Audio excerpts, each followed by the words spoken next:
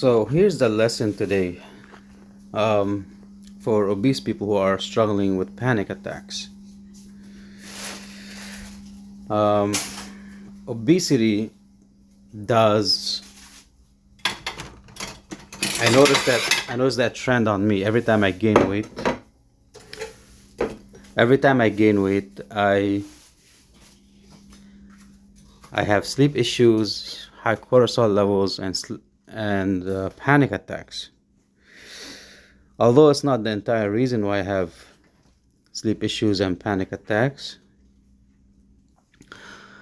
but it adds up to it. So that maybe like you are stressed, and now because of your obesity, now that stress become more magnified, right? So it becomes because stress is it's normal. Everybody becomes stressed. When you're an adult, you're always exposed to stress. But the difference is how you handle the stress. When you're obese, your ability to handle the stress becomes lower because of the high cortisol levels generated from the fat, right? Well, fat doesn't really generate cortisol, but it does these things here. So here what they're saying fat tissue contains enzymes that converts inactive cortisone into active cortisol. It's primarily the adrenal gland that makes the cortisol. So it's mainly the brain and the adrenal gland handle this cortisol productions. But how the fat cells contribute to having more cortisol is because it converts the inactive form of cortisol into the active form. So the inactive form will be cortisone. How does it do that? Fat tissues contain enzymes. These enzymes are involved in the conversion of inactive form of cortisol called cortisone into the active form of cortisol, right? So this makes a vicious cycle, or you'll be trapped into a loop. You don't know what's happening to your body. You're confused because fat cells makes more cortisol. And what does cortisol do in return? When you have high cortisol, it makes more fat cells. Cortisol makes more fat cells. And the more fat cells you have, the more cortisol you're going to have. So it's an endless cycle. So it's like cortisol makes fat cells makes cortisol, right? The more cortisol you have, the more fat cells you have, and the more fat cells you have, the more cortisols you have. So you are trapped in a cycle that you cannot exit from easily, right? And the only way to exit, so this loop, this cycle, is to lose the fat, right? This is the only way. So here they're saying, this is what this article is saying here, right? You could look it up. This is interesting information, and I think it really makes sense in terms of weight loss and sleep and mental health, right? Weight gain affects mental health this way, right? Because especially the visceral fat is the most dangerous form, because visceral fat has more cortisol receptors, I believe, or yeah, it has more receptors for cortisols, and it's more sensitive to cortisol stimulations. So visceral fat is the one you need to get rid of the fastest, and that's also a health risk for other problems like heart problems and stuff like that. And then there are other things you have to consider. High cortisol levels might affect inflammations, or it's tied to an inflammation cycle as well. And maybe that's why some people who are obese, they have heart attack, stroke, and all these things, because the your mental health affect how the other organs of your body work, the heart, your blood flow, right? It affects inflammation in your body. So the more stressed you are, the more inflamed you're going to be, right? And more inflammation. Usually inflammation is the root cause of a lot of conditions, of a lot of diseases. And obesity increases that inflammation because it affects also the cortisol. Not only the cortisol is one of them, but it's also because fat tissues can increase other, can change the tissues of your organs, right? Like, for example, the liver, if there's too much fat around the liver, it will cause something called fibrosis or scarring. If it's around the pancreas, it's going to change the pancreas. It's going to change how the pancreas is going to function, the structure of the pancreas. So you change the structure of the pancreas, it's going to change the function of the pancreas. So this is very important. But a lot of doctors don't explain this. I've been to so many doctors for my sleep. They never explain this to me. But if you really, I'm trying hard right now to lose the weight with all these health problems, with all these sleep problems that I have. And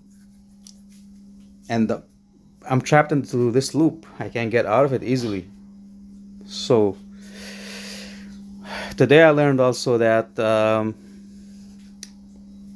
one way to fix these issues is not to increase your cortisol level, even when you exercise. Because before, when I exercise, every time I exercise, try to lose weight, I get panic attacks. So I have high level of cortisols. No matter what I do, no sleeping medication can help me. No matter what I've done, no herbal supplements is helping me, right? I always wake up in the middle of the night having panic attack. I find it hard to fall asleep sometimes, especially if I work out. When I work out, I can't sleep. So that has stopped me from working out for a while. I've been like, every time I go to work out, I get discouraged because I can't sleep at night. So I'm trapped in a loop where I can't really help myself, right? But what I learned today is there are ways to reduce the cortisol level even during workout. So I'm gonna try this new approach. Hopefully, if I start losing the weight, then my sleep will improve, my health will recover, and I'll be able to do any exercise I want. But for now, I learned that cardio is not good. Cardio exercises are not good because the body produces the highest amount of cortisol when you do cardio. So I'm going to stick to strength training and walking only. That will be the exercise that I'll be doing. Strength training and walking, no cardio. Hopefully that will reduce my cortisol levels. What else? So I also learned that when you exercise, don't do heavy weights. When you do strength training, do lightweight. Because when you do heavy weight, you increase cortisol levels. You increase adrenaline and cortisol level. You don't want that. So lightweight, not much repetitions, maybe 2-3 repetitions and take a break. So bench press 1, 2, 3 times, take a break.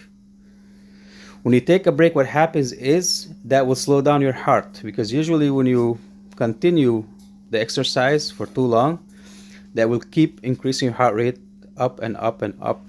And when you have increased heart rate, what happens? High cortisol level, high adrenaline. You want to minimize that. So by taking breaks, you keep your cortisol level steady. That's the idea. So I will do few repetitions, lightweight, so I don't increase my heart rate too high, my blood pressure too high, and then take a break. And that's the idea here. Do this not for too long. Also, prolonged exercise. Let's say you do 2 hours of exercise, strength training. It might affect the cortisol level. So what my plan is right now is to do half an hour to 45 minutes. I'm gonna try, see what works for me. If half an hour if half an hour is enough, then yeah, I'll do half an hour. And even this half an hour of workout is going to be even this half an hour of workout even this half an hour of workout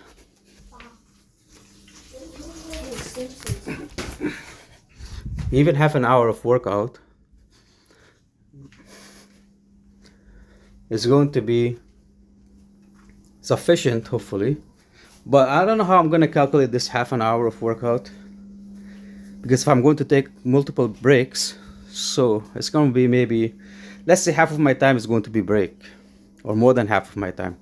So maybe I'll spend 1 hour and a half in the gym, but in this 1 hour and a half, I'm only actively working out for half an hour continuously. So I don't know, I have to figure it out. But the idea is I'm only going to do half an hour workout with plenty of rest in between, right? That's the idea. I'll see if that will work, and hopefully it will help. I pray to God it will help.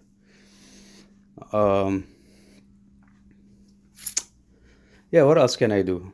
Yeah, try to increase my sleep. I don't know how, but if my cortisol level is always elevated, there's no, because it's not a psychological thing. A lot of people try to convince me it's all in my head that I cannot sleep, but the reality is it's not always a thought. My thoughts are not the one that's racing. I don't have any racing thoughts or anything like that.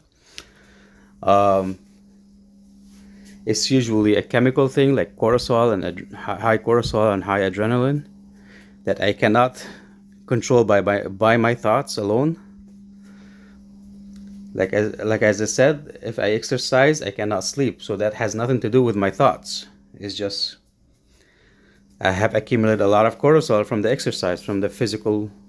There is something called exercise-induced insomnia, and this is what probably I'm experiencing.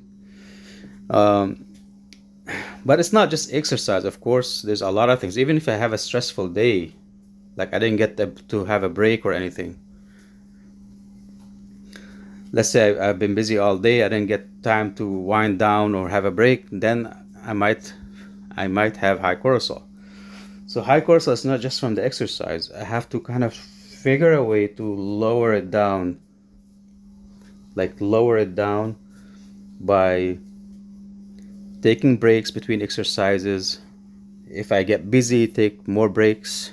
So you don't, usually, like, you get busy at work or you get busy doing stuff during the day, and that could put stress on the body and mind sometimes.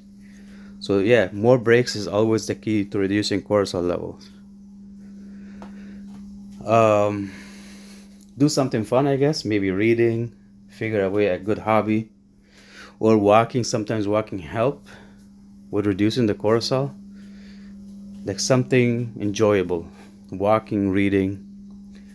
And if I do that throughout the day, a little bit of walking, a little bit of reading, or listening to podcasts, or searching an article, yeah, hopefully by reducing my cortisol level, I could sleep better at night.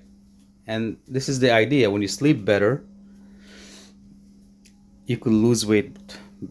Your metabolism improves. Everything improves, right? Because sleep is very important for weight loss. And if you're not sleeping, you can't lose weight effectively.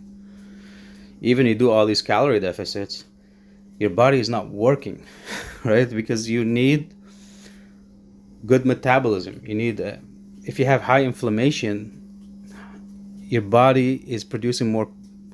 You have a lot of cortisols to deal with the inflammation, I think. Well, let me ask, how cortisol affects inflammation and vice versa?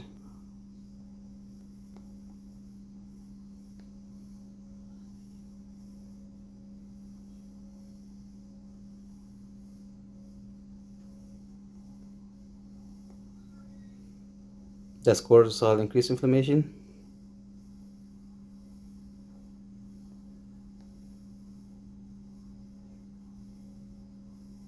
Or does inflammation increase cortisol?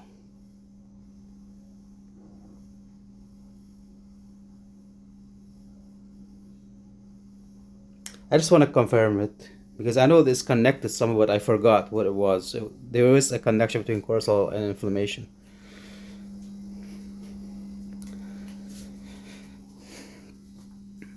So cortisol and inflammation directly influence each other in a continuous two-way feedback loop. So I was right. There was some sort of feedback loop in between the cortisol and inflammation.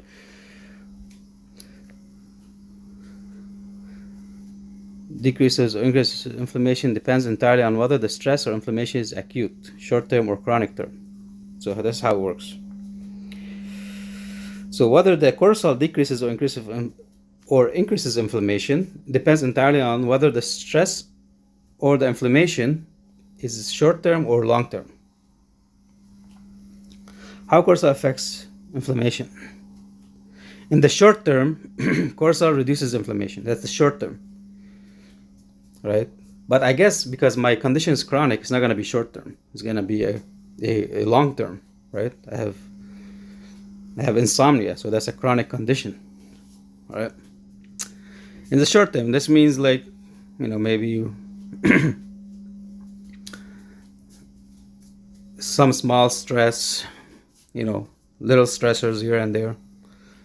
Cortisol reduces inflammation under normal healthy conditions. Cortisol is your body's primary natural anti-inflammatory hormone. It's an anti-inflammatory, so short term is anti-inflammatory. So I was right, yeah. Let's say you injure yourself, you have some infection, temporary stressor. Cortisol can suppress the inflammations.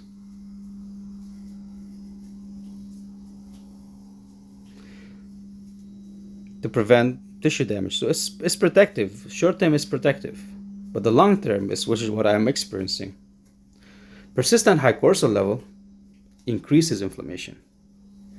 When cortisol remains constantly elevated over a long period of time, the immune cells become desensitized, which is a condition called glucocorticoid receptor resistance. These immune cells stop hearing the signal from the cortisol to calm down. Okay, that's why it increases inflammation, because they don't respond to the signal of the cortisol to calm down. They become cortisol resistant, just like insulin resistance. We have all kind of resistance happening in the body when you have too much of something, right? So the resistance starts in the body when you have too much of something, like sugar, right? Sugar or insulin, your body will not respond to it, right? This is the same way it's happening here. So now when your body cannot respond to cortisol to calm down, then the inflammation will go up.